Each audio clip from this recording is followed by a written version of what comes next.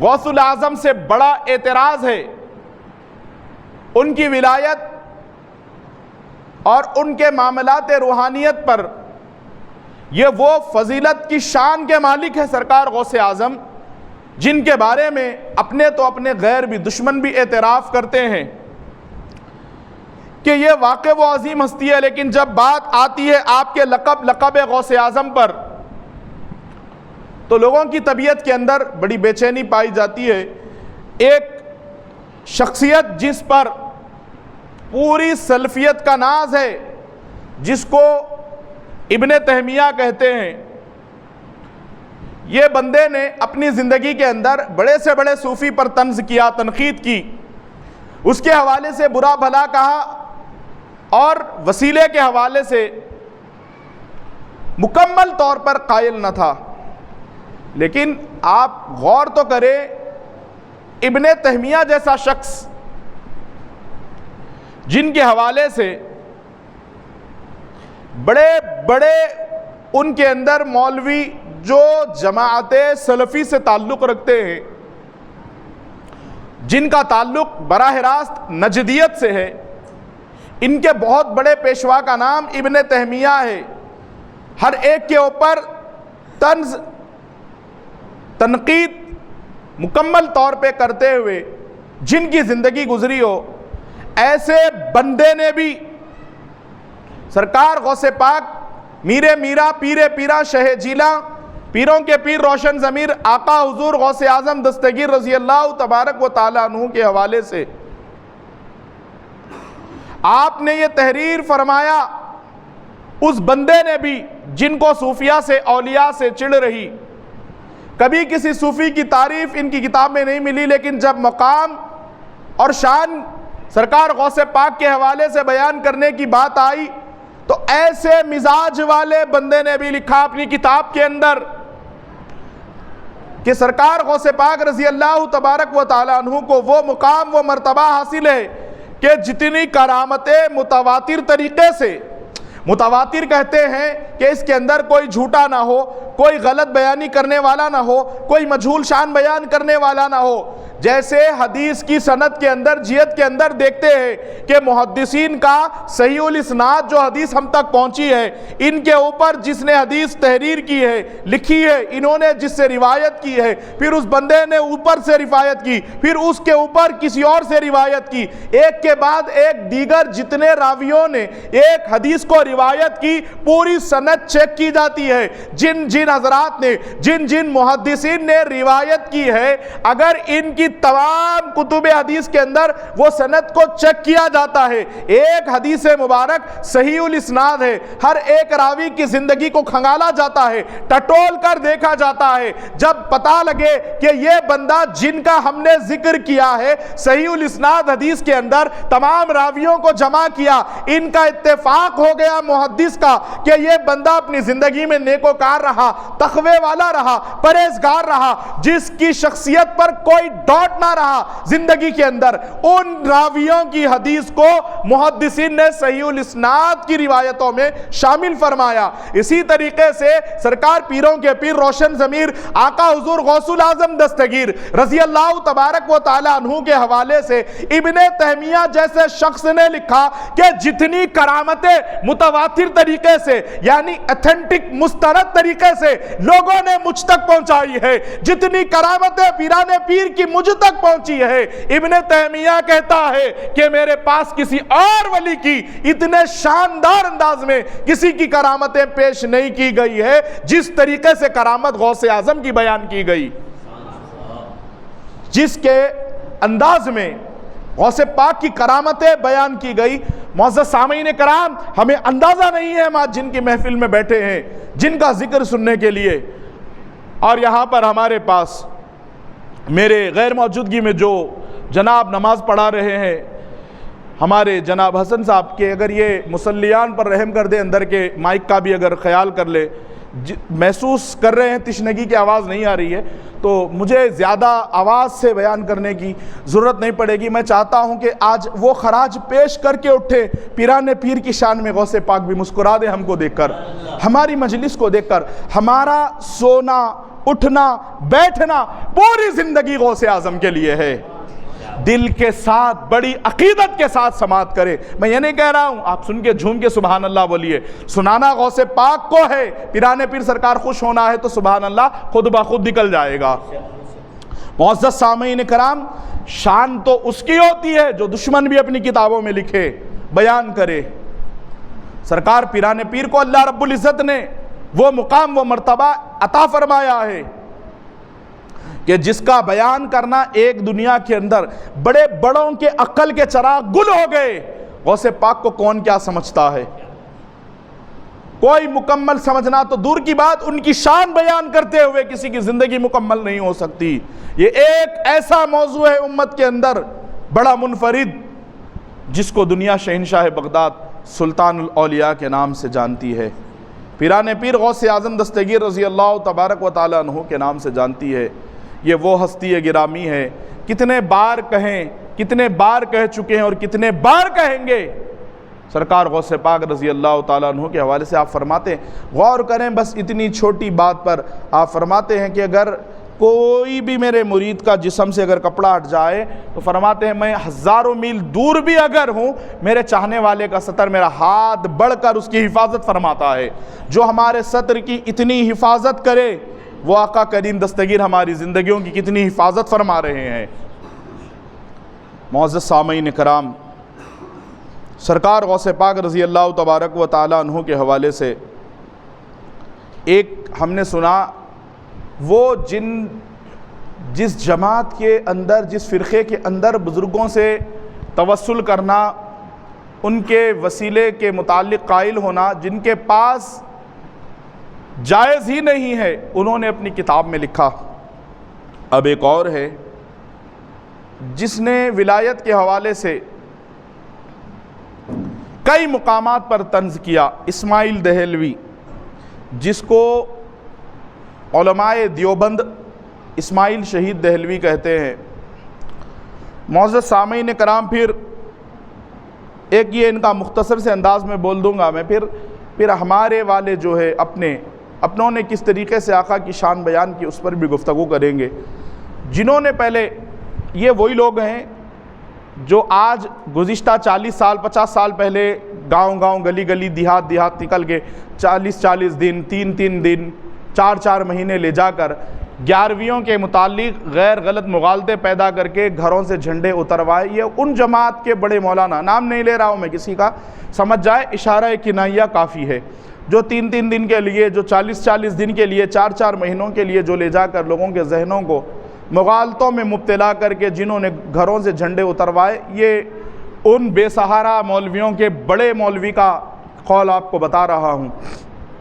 اور دیکھیے، قسمت کی بات ہے، غوث کہتے ہیں مدد کرنے والے کو۔ کئی لوگوں نے چھپ کے اپنے مطلب کی بات تھی تو 4 دیواری کے درمیان میں بیٹھ کے کمرے میں 10 بائی 10 کے مان لیا، اقرار کر لیا، ہاں غوث تو کس طرح ٹھیک ہے، مدد کر سکتے ہیں غوث پاک۔ لیکن اعظم سے اعتراض رہا، غوث العظم، اعظم تو اللہ ہے۔ تو یہ وہ بیچارے ہیں جن کو غوث اعظم کہنے پر اعتراض ہے، لیکن پرائم منسٹر غیر مسلم بھی ہو، اس کو وزیر اعظم کہنے کے لیے جن کے پاس جائز ہے، وہ غوث اعظم پہ اعتراض کر رہے ہیں۔ تو آپ خود بخود عقل کا جائزہ لے لیں۔ اسی لیے بزرگوں اور دوستوں، حدیث مبارک ہے، اللہ رب العزت جب کسی کے ساتھ بھلائی کا ارادہ فرماتا ہے، اللہ رب العزت اس کو شہرت، پاپولیرٹی، اس کی عزت و شان، احترام، یا اسے دھن دولت، 4-5 گھر بنگلے، یہ چیزیں نہیں دیتا۔ اللہ رب العزت جس کے ساتھ چاہتا ہے کہ میں یہ بندے کے ساتھ خیر کروں، بھلائی کروں، اس کے ساتھ اچھا کروں، تو یاد رکھیں، آمنہ کے لال، مکین گنبد خضرا، میری اور آپ کی جان اپنے ماں باپ کے ساتھ جن کے قدموں پہ قربان ہے، وہ رسول ذیشان صلی اللہ علیہ وسلم ارشاد فرماتے ہیں، جس کے ساتھ اللہ رب العزت بھلائی کا ارادہ کرتا ہے، اللہ رب العزت اسے دین کی سمجھ عطا فرما دیتا ہے، اور جس کو اللہ رب العزت گمراہ کرنا ہوتا ہے، اس سے دولت، اس کا اسٹیٹس، اس کا مقام، اس کا عہدہ، اس کا منصب، اس کا مرتبہ نہیں کھینچتا، اللہ رب العزت سو باقی رکھتا ہے، دین کی سمجھ کھینچ لیتا ہے۔ تو یہ تو عقل کی بات ہے۔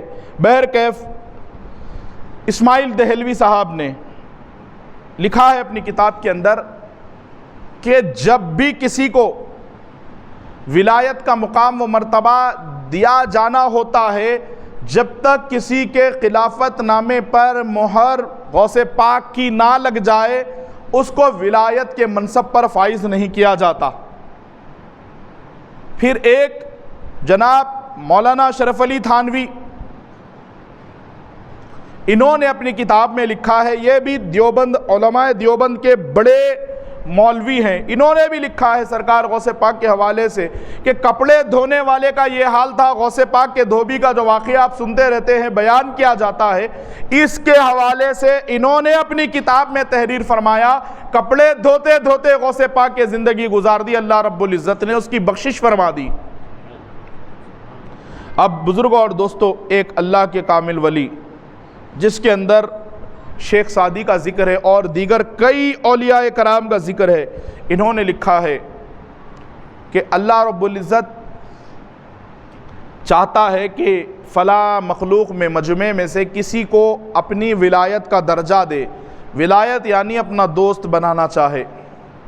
ایک تو ولی کی تعریف یہ ہے کہ اللہ رب العزت جس سے راضی ہوتا ہے، جس کو چاہتا ہے کہ اپنا محبوب بنا لیں، اپنی ولایت کا اللہ رب العزت اسے جام پلائے، تو ہوتا یہ ہے کہ اللہ رب العزت بذات خود اس بندے سے محبت کرتا ہے، جبریل امین کو بلا کر اس کی محبت کا اظہار کرتا ہے، پھر جبریل امین کے ذریعے آسمانوں پر اظہار کرواتا ہے، فرشتوں کے درمیان میں یہ کہلواتا ہے کہ اللہ رب العزت نے فلاں بن فلاں بندے سے محبت کی، جبریل علیہ السلام نے بھی اس بندے سے محبت کی۔ اے فرشتوں، اگر تم اللہ رب العزت کے فرشتے بن کر رہنا چاہتے ہو، تمہیں بھی ضروری ہے جس سے اللہ محبت کرتا ہے، جس سے جبرائیل محبت کرتے ہیں، اس ولی سے آسمان کے فرشتے بھی محبت کرے، سارے کے سارے آسمان کے فرشتے بھی اس ولی سے محبت کرتے ہیں۔ پھر اس کے بعد اللہ رب العزت جبریل امین کو کہتا ہے، اب تمہارے لیے حکم یہ ہے کہ جاؤ زمین پر ہندو دیکھو، نہ مسلمان دیکھو، نہ سکھ دیکھو، نہ عیسائی دیکھو، جتنے انسان بسے ہوئے ہیں، جن کے دل پاک ہو، صاف ہو، اس کے دل میں میرے اس ولی کی محبت پیدا کر دو جا کر۔ تو یہ سارے کا سارا نظام اللہ کا ہے ولایت کی دنیا میں۔ تو یہ تو ہو گئی عام ولی کی بات۔ سرکار غوث پاک ولایت کی دنیا میں وہ مقام رکھتے ہیں۔ ایک مرتبہ خضر علیہ السلام کے ذریعے اللہ رب العزت نے غوث پاک سے مخاطب ہو کر کہا، اے عبد القادر، نظام رب العالمین کا ہے، قلم عبد القادر کے ہاتھ میں ہے، جو چاہے جس طریقے سے چاہے لکھ دے، کسی کی تقدیر میں اولاد نہیں ہے، اے عبد القادر تو لکھ دے، اللہ رب العزت اس کی تقدیر میں اولاد نہ بھی ہو، پیران پیر کے کرم سے اسے صاحب اولاد کر دے گا۔ سرکار پیران پیر حضور غوث اعظم دستگیر رضی اللہ تبارک و تعالیٰ عنہ کا ولایت کی دنیا میں اللہ رب العزت نے سلطان الاولیاء کا مقام و منصب و مرتبہ عطا فرمایا۔ فرماتے ہیں بزرگان عظام پیران پیر سرکار کے لیے کہ جب اللہ کسی کو اپنا دوست بنانا چاہتا ہے، اس کی ولایت کا تصدیق نامہ معزز سامعین کرام رسول کائنات صلی اللہ تعالیٰ علیہ وآلہ وسلم کی بارگاہ میں پیش کیا جاتا ہے۔ رسول کائنات علیہ السلام اس بندے کے ولایت نامے، خلافت نامے کو دیکھتے ہیں۔ دیکھنے کے بعد حضور علیہ السلام فرماتے ہیں کہ یہ سند، یہ سرٹیفکیٹ لے جا کر میرے بیٹے شیخ عبد القادر جیلانی کی خدمت میں پیش کر دیا جائے۔ سرکار غوث پاک رضی اللہ تبارک و تعالی عنہ اسے دیکھتے ہیں، جو مرتبے کا، جو مقام کا مستحق ہوتا ہے وہ بندہ، اس کو اس کے مطابق اس کا فیصلہ فرماتے ہیں غوث پاک۔ پھر بارگاہ رسالت معاب صلی اللہ علیہ وسلم میں یہ معاملہ پیش ہوتا ہے۔ رسول کائنات صلی اللہ علیہ وسلم وہ کیا پڑھا ہوا ہے، کس مقام پہ ہے، کتنی نمازیں پڑھی ہے، کتنے تقوی میں دن گزارے ہیں، نہیں دیکھتے، سند پر یہ دیکھتے ہیں غوث پاک کی مہر لگی ہوئی ہے، ضبط ہے۔ معزز سامعین کرام، رسول اللہ صلی اللہ علیہ وسلم اپنی مہر اس خلافت نامے پہ ضبط فرما دیتے ہیں۔ بس دیکھا یہ جاتا ہے مولا کائنات علیہ السلام شیر خدا بھی جب خلافت نامے پر دیکھتے ہیں کسی کے کہ غوث پاک کی مہر ہے، رسول اللہ کی مہر ہے، مولا کائنات پھر اس کو ولایت کا ایسا مرتبہ نواز دیتے ہیں، دنیا و آخرت میں پھر اس کے نام کی دھوم مچ جاتی ہے۔ محترم سامعین کرام، سرکار غوث پاک رضی اللہ تبارک و تعالیٰ عنہ کو اللہ رب العزت نے بڑی اونچی شان عطا فرمائی۔ ابھی زندگی کے آغاز میں، بچپن میں ہم وہ واقعات تو سماعت کر چکے ہیں کہ ولادت سے قبل سرکار غوث پاک رضی اللہ تعالیٰ عنہ اپنی والدہ ماجدہ کے شکم اطہر میں جلوہ گر تھے۔ کن کن کرامتوں کا اللہ رب العزت نے سرکار غوث پاک کے ظاہر فرمایا۔ کئی کرامتیں ہیں جو سرکار آقا کریم دستگیر کے ولادت سے پہلے ظاہر ہوئی، لیکن سرکار غوث پاک رضی اللہ تبارک و تعالی عنہ جب اس دنیا میں تشریف لائے، معزز سامعین کرام، روایت میں آتا ہے پیران پیر سرکار کی سیرت کی کتابوں میں کہ آپ کی عمر شریف 5 برس یا 6 برس یا کم سے کم یا زیادہ سے زیادہ 7 برس کی عمر شریف ہے۔ ایک بندہ بڑا بیمار تھا گیلان شہر میں، اور اس کی بیماری کی علالت یہ تھی کہ اس زمانے کے کوئی حکیم بھی اس بندے کو بیماری سے نہ نکال سکے، نہ بچا سکے۔ وہ اس دنیا سے گزر گیا، انتقال ہو گیا۔ وہ بڑھیا اپنی بیوہ ہونے پر، وہ خاتون جس طریقے سے اپنے بیوہ ہونے پر اس طریقے سے پریشان نہ تھی، چند سال کے بعد اس کا نونہال ایک بیٹا جو شوہر اس کے پاس اولاد اس کی زندگی میں آگے بزرگی کا، بڑھاپے کا سہارا یعنی ایک اولاد چھوڑ کر گیا تھا، چند سالوں کے بعد اس کا نونہال، اس کا بیٹا بڑی خطرناک بیماری میں ملوث ہو گیا۔ بیماری بھی وہ بیماری کہ کئی حکیموں کے پاس اس خاتون نے علاج کروایا۔ پھر یہاں تک بھی آیا ہے کتابوں میں، سرکار غوث پاک کے والد ماجد حضرت سیدنا ابو صالح موسیٰ جنگی دوش رضی اللہ تعالیٰ عنہ، ان کی عظمت پہ لاکھوں سلام جو میرے پیران پیر کے والد گرامی ہیں، ان کی امی جان پہ کروڑوں سلام جو میرے غوث پاک کی والدہ ماجدہ ہے۔ سرکار پیران پیر رضی اللہ تبارک و تعالیٰ عنہ کے والد ماجد کے پاس بھی وہ عورت پہنچی، حضور میرا شوہر تو اس دنیا سے چلا گیا ہے، گزر چکا ہے، آقا میرے بچے کے لیے اللہ کی بارگاہ میں دعا فرمائیے، رحم فرمائیے، میری اولاد یہی میرے بڑھاپے کا سہارا ہے، آپ اگر کرم فرما دے گے۔ آقا کریم دستگیر کے والد ماجد سے وہ عرض گزار ہے، کہہ رہی ہے کہ حضور آپ اللہ کے کامل ولی ہیں، نیک بندے ہیں، آپ دعا فرما دیں گے تو اللہ رب العزت میرے چمن کو اجڑنے سے بچا لے گا۔ انہوں نے کہا اچھا ٹھیک ہے، بچے کو دیکھا، طبیعت معلوم کی، اور کچھ دیر تک اپنی آنکھ بند کر کے آپ نے اس کے حوالے سے اس کی تقدیر کو ملاحظہ کیا۔ پھر تھوڑی دیر کے بعد اپنی آنکھ، چشمان مبارک آپ کی نم ہو گئی اس کی تقدیر دیکھنے کے بعد، اور کہا کہ اب یہ چند لمحوں کا اس دنیا میں تیرا بیٹا مہمان ہے، اس کا ریزن ہے، اس کی وجہ ہے کہ یہ بچہ تیرا آسمان پہ مردہ لکھا جا چکا ہے۔ اب میں ہوں، آپ ہے، ہماری بھی اگر موت کا جب وقت آتا ہے پہلے وہاں لکھ دیا جاتا ہے۔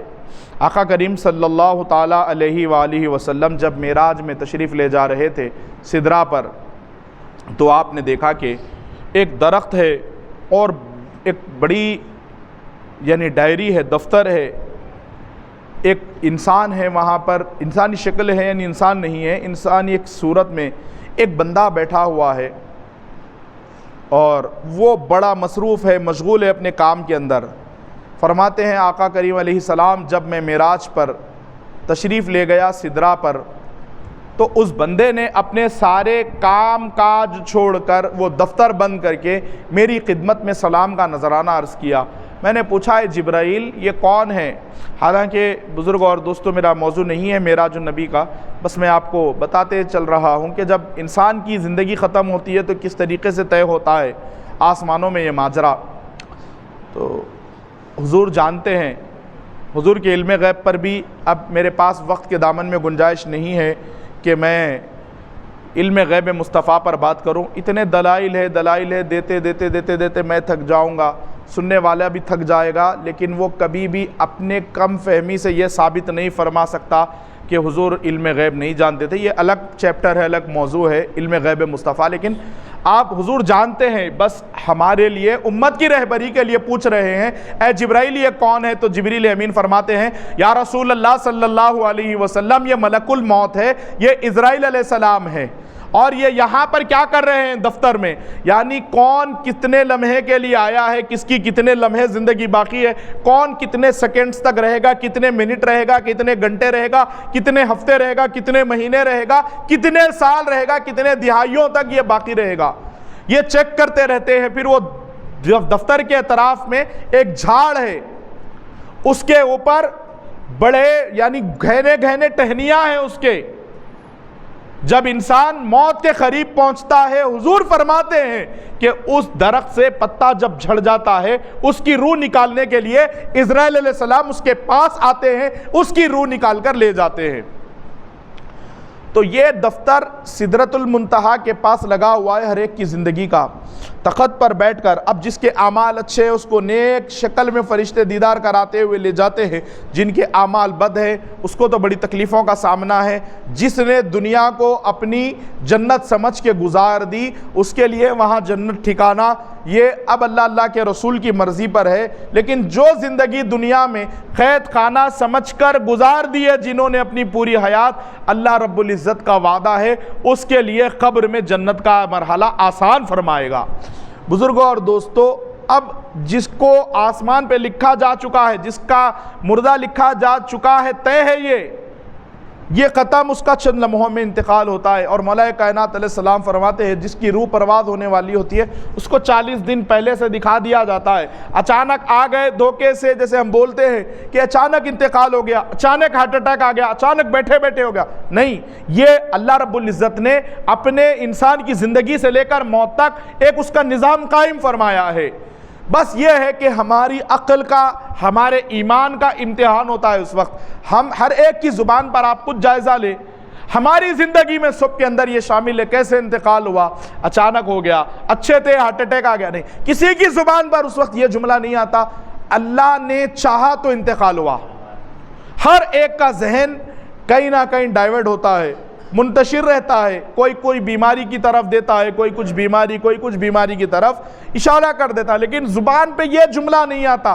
حالانکہ پھر ہمارے ایمان میں شامل ہے کہ ایمان ہمارے لیے کیا کیا ضروری ہے. ایمان مجمل اور ایمان مفصل میں ہم کو یہ بات معلوم ہے کہ ہم کو موت پر بھی ایمان ہے، رکھنا ہے. تو مولا کائنات علیہ السلام کے علم کے حوالے سے فرماتے ہیں باب مدینۃ العلم، مولا کائنات شیر خدا علی مرتضیٰ کرم اللہ تعالی وجہ الکریم ورضی اللہ تبارک و تعالی عنہ علیہ السلام ارشاد فرماتے ہیں 40 دن پہلے سے اس کے سامنے اس کے حالات پیش کر دیے جاتے ہیں کہ وہ آہستہ آہستہ اس کو معلوم ہوتا ہے. بس کچھ باتیں وہ اشارے کے طور پر کہہ جاتا ہے مرنے والا، کھل کے یہ نہیں کہہ سکتا. اب چند ایسے ہیں جو کہتے ہیں، لیکن بزرگان عظام تو یہاں تک کہ ان کو موت کے متعلق خود کا تو پتہ ہوتا ہے، لیکن جو ان کے دامن سے وابستہ ہوتا ہے ان کی موت کا بھی پتہ ہوتا ہے. اللہ رب العزت کے لیے یہ جن کے متعلق اللہ رب العزت کے لیے جنہوں نے زندگی گزاری اور جس کو اللہ رب العزت چاہتا ہے ان پر یہ راز کو ظاہر فرما دیتا ہے. بہرکیف المختصر بزرگوں اور دوستو، اب یہ بندے کے متعلق، یہ معصوم کے متعلق غوث پاک کے والد ماجد نے کہا کہ اے خاتون، تیرا یہ بچہ مردہ لکھا جا چکا ہے، میرا مشورہ ہے کہ یہ بچے کو نہ کسی کے حکیم کے پاس بتا، نہ کسی طبیب کے پاس لے جا اپنے گھر. یہ بچے کو چند بچے ہوئے لمحے یہ اپنے گھر میں گزار دے گا، اس کا انتقال ہونا طے ہے، آسمان پہ یہ مردہ لکھا جا چکا ہے. بزرگوں اور دوستو، وہ سرکار غوث پاک کے والد ماجد کے پاس سے رخصت ہو کر چند قدم ہی نہیں چلی تھی کہ اس کے بیٹے کا انتقال ہو گیا. اس کے بیٹے کا اسی لمحے انتقال ہو گیا.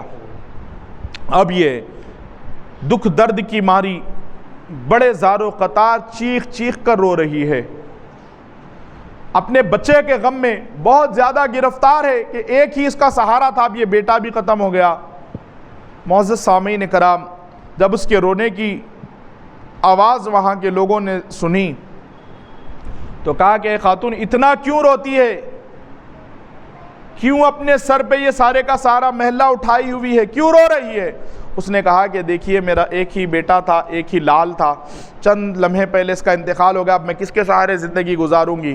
اب میرا کون ہے مونس و غمخوار؟ اب میرا کون مددگار ہے؟ اب اس غم کی وجہ سے میں رو رہی ہوں۔ تو چند لوگوں نے کہا کہ دیکھو ایک بات ہے، ہم بتاتے ہیں تم کو، شہر کی پچھم کی طرف چلے جاؤ، اس طرف چلے جاؤ، وہاں پر ایک بزرگ ہے، کم سنی کے عالم میں ہے۔ بزرگ کیا ہے؟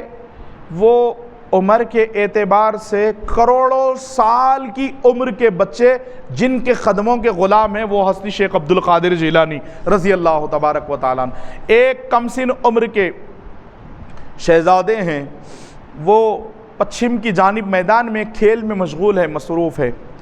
تو اس عورت بڑی غور سے وہ بات کو سن رہی ہے، پوچھا کہ وہ کیا کروں میں وہاں لے جا کر، وہ کھیل میں میدان میں میرے بچے کا کیا کام؟ میرے بچے کی تو زندگی کا معاملہ ہے، یہ تو اجڑ چکی ہے حیات، میرا بچہ مر گیا، ختم ہو گیا، مجھے کوئی ایسا راستہ بتاؤ کہ اللہ رب العزت میرے بچے کو زندہ کر دے۔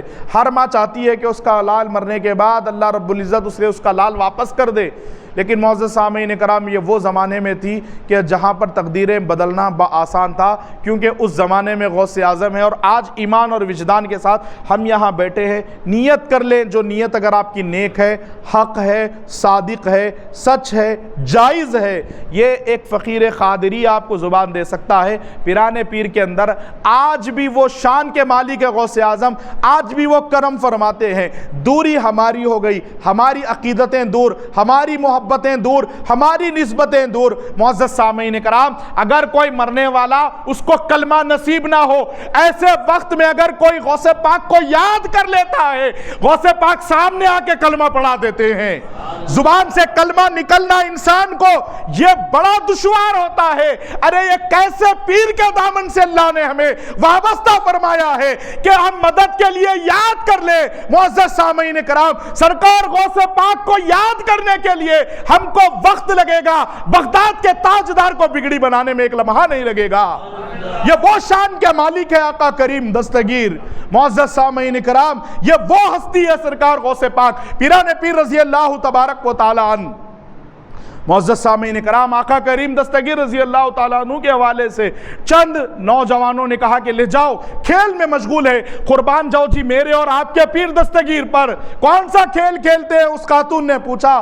فرماتے ہیں وہ سارے کے سارے نوجوان، ارے وہ کھیل تو ایسا کھیل کھیلتے ہیں کہ اپنے سارے دوستوں کو کھیلتے کھیلتے میدان میں کہتے ہیں کہ تم سب مر جاؤ۔ ادھر جملہ نکلتا ہے وہ سارے بچے جو زندہ تھے ایک پل میں وہ مردہ ہو جاتے ہیں۔ پھر اس کے بعد خوش ہو کے تھوڑی دیر کے بعد کہتے ہیں کم باذن اللہ، چلو اللہ کے اذن سے اٹھ بیٹھو۔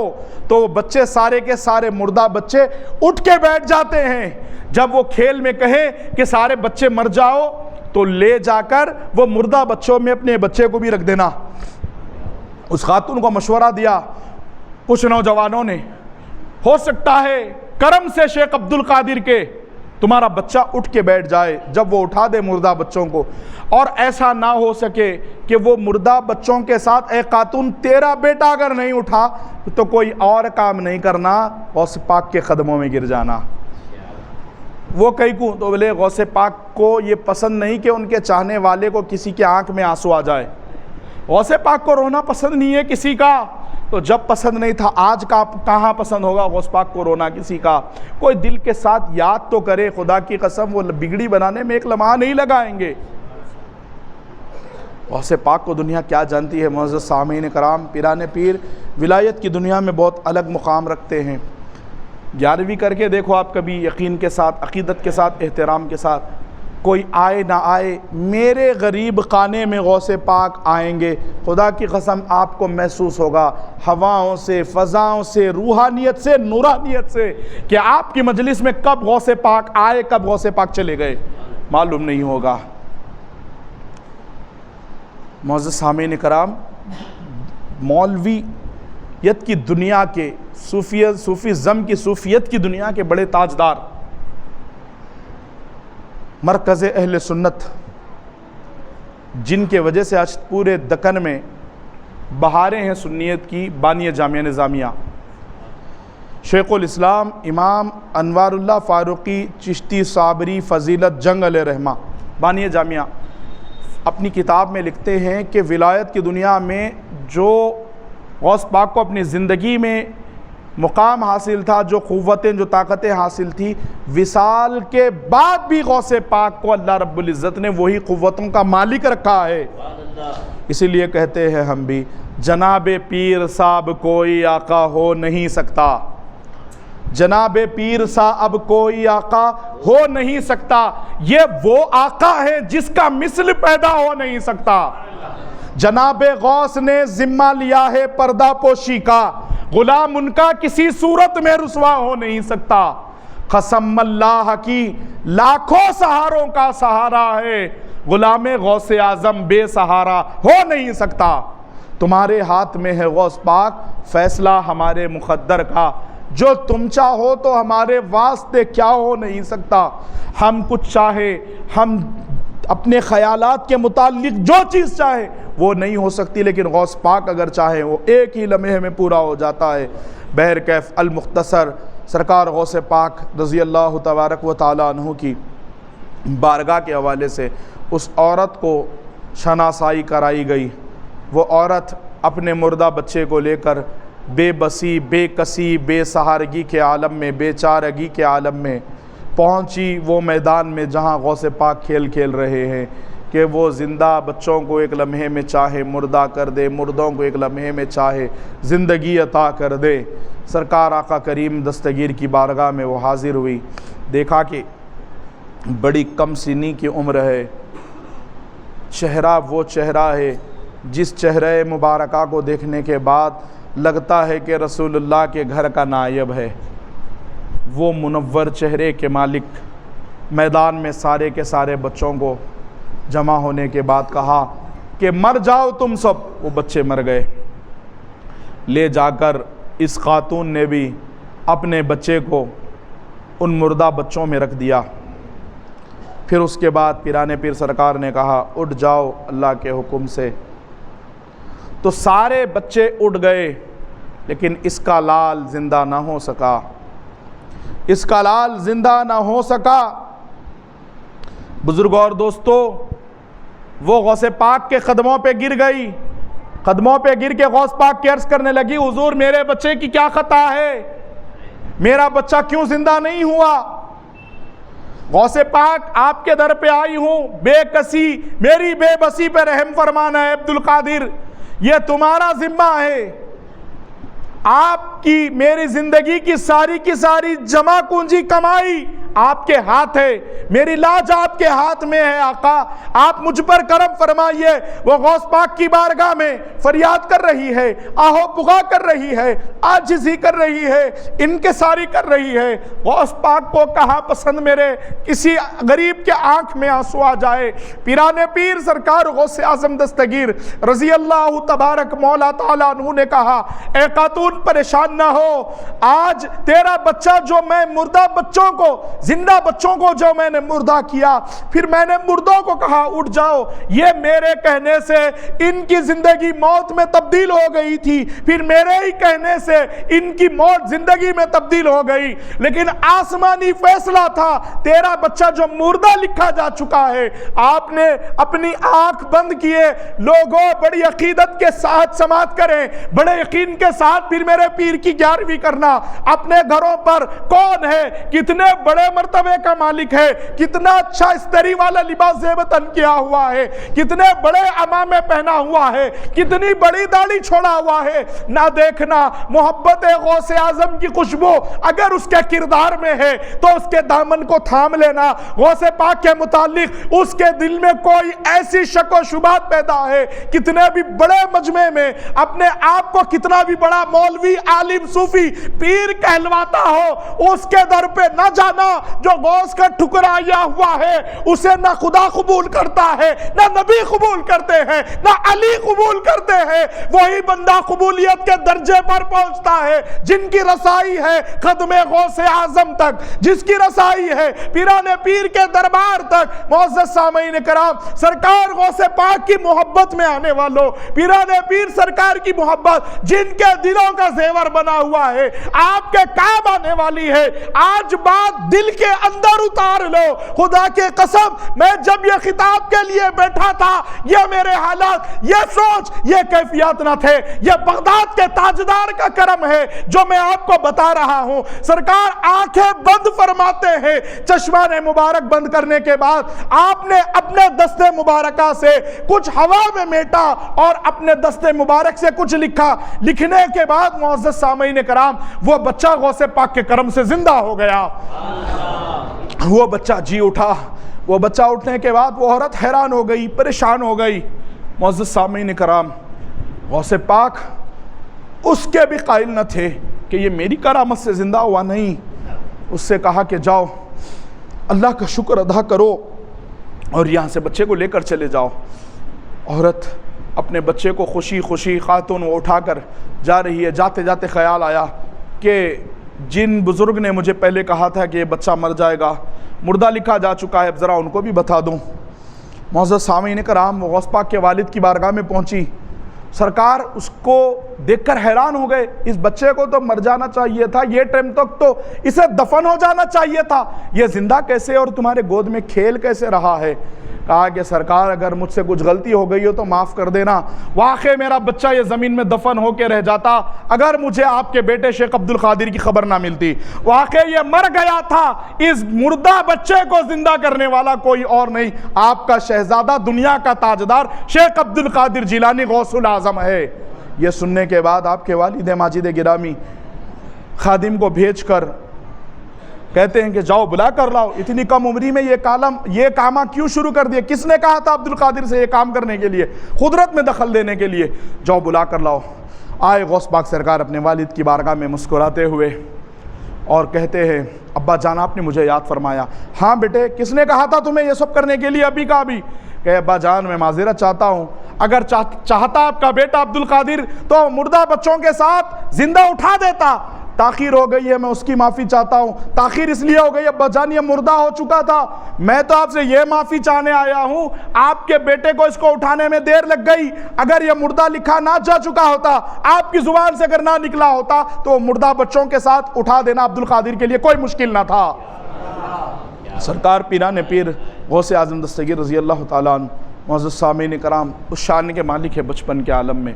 ये करम फरमाते हैं, एक गौसे पाक के विसाल के 200-300 साल के बाद एक गांव में, एक देहात में एक खातून के घर में बड़ी तंगदस्ती थी, परेशानी थी, माली एतबार से पूरा घर लुट चुका था।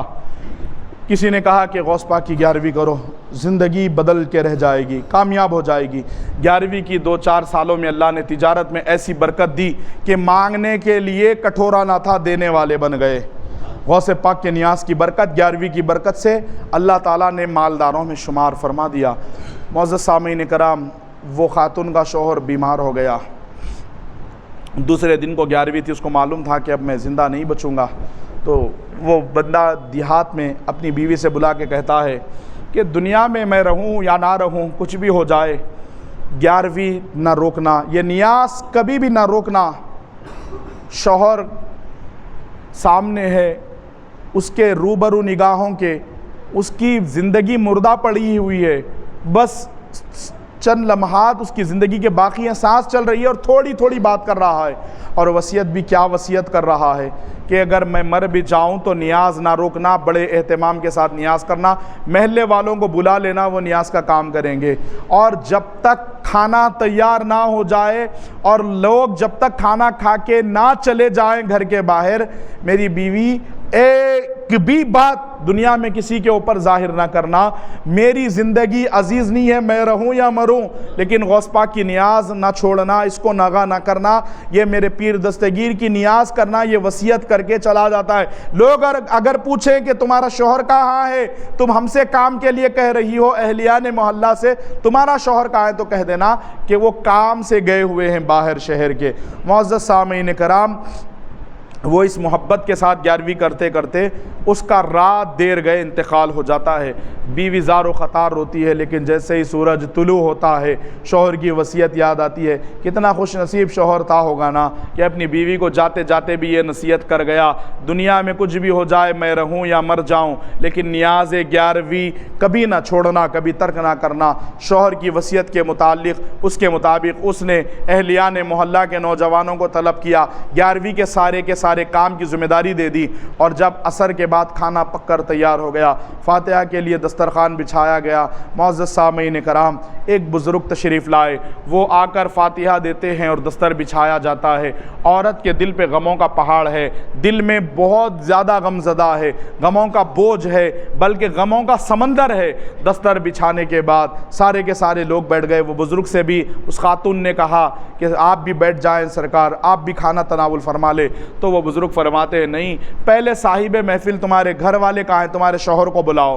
معزز سامعین کرام، وہ عورت کہتی ہے کہ میرے شوہر تو شہر سے باہر گئے ہوئے ہیں کام کے لیے، آپ لوگ کھانا کھا لیں، وہ شام کو آئیں گے۔ انہوں نے 11ویں کی نیاز ناغا کرنے سے مجھے روکا ہے، ٹائم پر فاتحہ دلانے کے لیے کہا ہے، وہ رات تاخیر دیر سے آ جائیں گے گھر کو، آپ کھانا کھا لیجئے۔ وہ بزرگ نے کہا نہیں، جب تک داعیہ محفل نہیں آئیں گے ہم کھانا نہیں کھائیں گے، یہ کھانا حرام ہے ہم پر۔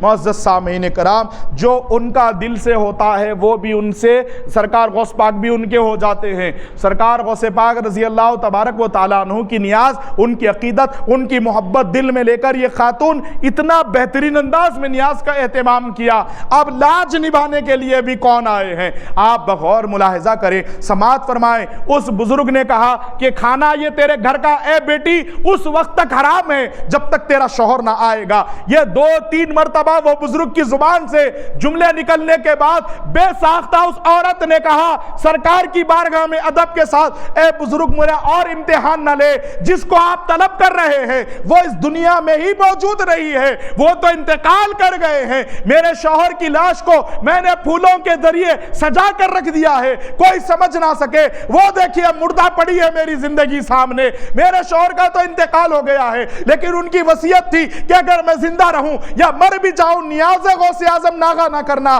اس وجہ سے میں نے اہتمام کیا ہے۔ معزز سامعین کرام، آپ فرماتے ہیں وہ بزرگ، اے خاتون جاؤ اپنے شوہر سے کہو کہ فلاں بزرگ فاتحہ کے لیے آئے ہیں، وہ تمہیں بلا رہے ہیں۔ معزز سامعین کرام، وہ خاتون، وہ عورت جا کر اس کے شوہر کی لاش کے سرانے کھڑے ہو کر کہتی ہے میرے شوہر تمہیں ایک بزرگ فاتحہ کے لیے آئے ہیں، چلو وہ تمہیں بلا رہے ہیں، تم اگر نہیں آئیں گے تو وہ اپنے گھر کا کھانا بھی نہیں کھائیں گے۔ معزز سامعین کرام، اتنا سننا تھا، وہ مردہ شوہر جو پڑا ہوا تھا، جس کا گھر 11ویں ظاہری طور پہ خوشیوں کا مرکز تھا، لیکن گھر میں دل میں ایک کے دل میں غم کا ماحول تھا، سمندر تھا اس کے دل کے اندر غم کا، ماتم گدا بنا ہوا تھا اس کا دل، کیونکہ شوہر کا ہی انتقال ہو چکا تھا۔ معزز سامعین کرام، دیکھیے آپ، اتنے ساروں کو خوش کرنا شوہر نے غوث پاک کی محبت میں گوارا کیا، لیکن غوث پاک کی نسبت دیکھیے کس طریقے سے کام آئی۔ اس عورت کے گھر کے